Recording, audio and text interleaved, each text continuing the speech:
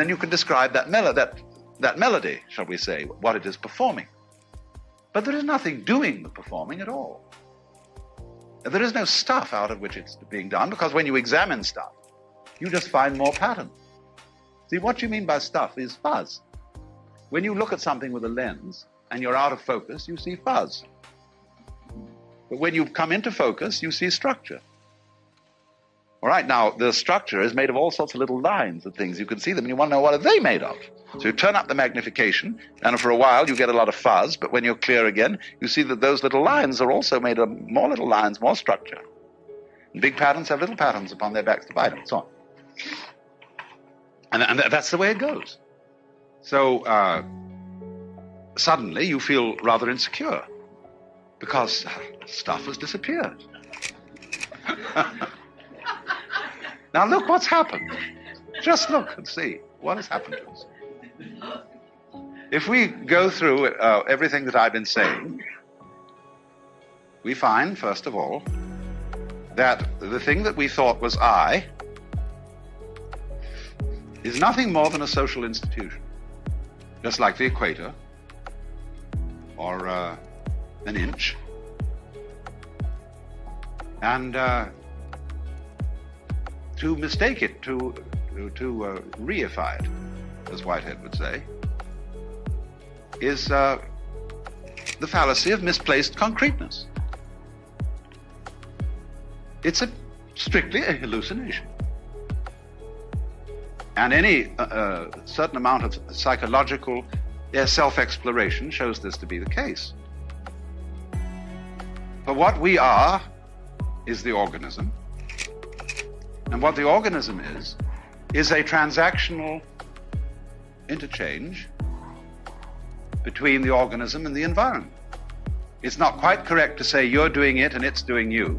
Because, see, Whitehead, in describing the scientific philosophy, saying, for example, that blue is entirely our projection on the sky, he's half right, you see. Those scientists he's talking about are half right.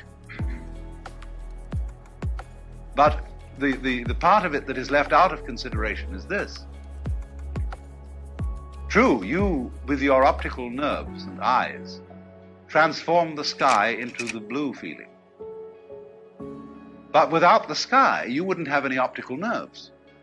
It works both ways, you see. Without the air, whose density gives the blue effect. It's mutual.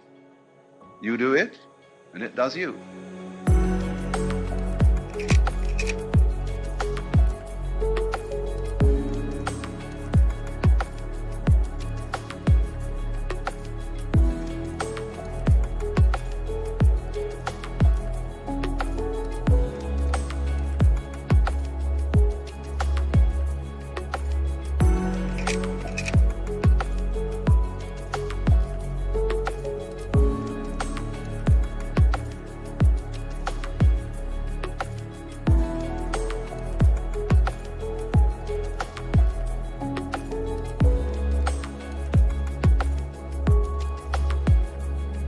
But that's, as I said, a two-way, a clumsy way of talking about it's all one process, a unified process.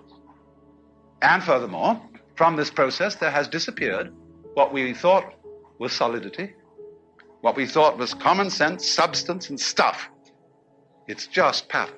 And at once one feels sort of ghostly, as if you could be easily blown away. And that's why the Hindus call the universe the Maya, which means the illusion. Don't forget, illusion is related to the Latin word ludere, to play. So the play, the big act. It also means magic, as in a conjurer's creation of an illusion. It also means creative power. It also means art. And finally, it means the divine power, the Maya of the Lord. Lord is a bad translation of Bhagavan, just the divine one. But now you see, I've arranged this general introduction, which I'm afraid will be familiar to some of you who've attended my seminars before. But I've arranged this general introduction to raise the question, all right, if that's the way it is, how on earth are we going to arrange a transformation of man's consciousness so that he'll know it, not just in theory, but something he feels in the same way as you feel what you take to be I at the present moment, confronting an external world? How will you transform that sensation? Because if you don't transform that sensation, you will not ever be fit to use technology. We shall continue to use our technology in a hostile spirit towards the external world, and we shall wreck the external world. We're busy doing it now. There is no necessity to abandon technology. We can't abandon it. But we can certainly use it in a different spirit. And you have to do that sort of thing with a certain dedication, because one of the reasons why we make such a mess with technology is that the shareholders in any given corporation want to make a fast buck.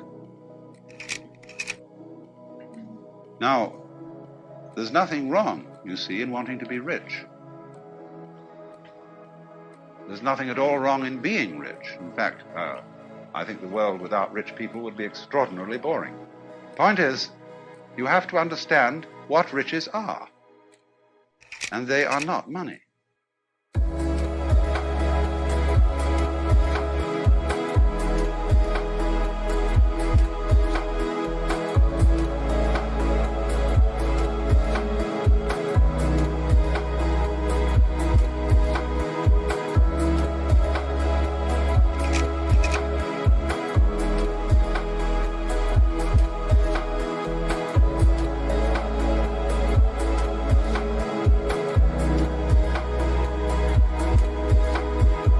Riches are land, clothes, food, houses, intelligence, energy, skill,